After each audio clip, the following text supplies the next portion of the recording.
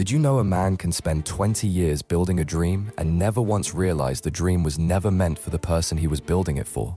The father watches from the edge of the field. His son moves slowly between the rows, hands pressed into the soil, face calm in a way the father has never managed.